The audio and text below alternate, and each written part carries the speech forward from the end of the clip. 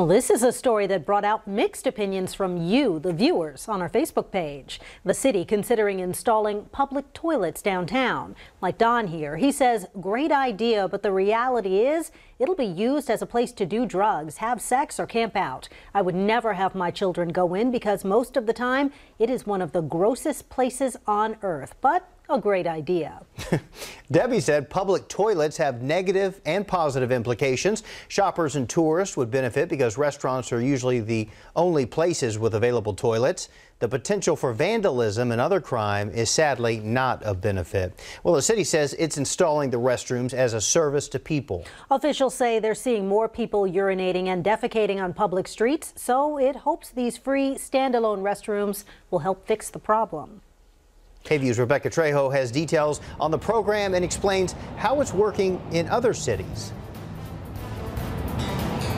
Yeah, well, this is one of 5 spots across the city where these free 24-hour public restrooms will be installed. And we're not the first city to do so. So we checked how the program is faring in cities like Seattle, Portland, and even San Antonio before the program comes here. With signs like this and this at nearly every other business here on 6th Street. Yeah, you see a lot of signs up around here that say not a public restroom. Some folks take to the streets when they just gotta go, and it bothers some people like Russ Hull, who works downtown and smells it. To be perfectly honest, walking to and from the office every day, you're kind of inundated with a urine smell. So the city is installing 5 of these public restrooms to help stop a growing concern. There has been an increase of public urination as well as defecation in the downtown area. Portland, Oregon faced a similar issue and installed this Portland Loo, cleaned twice daily with a hand washing station outside. Officials say there have been reports of illicit activity inside, but overall the program is working. We don't want them to become magnets for illegal activity, but the reality is that in most cities there aren't enough public restrooms.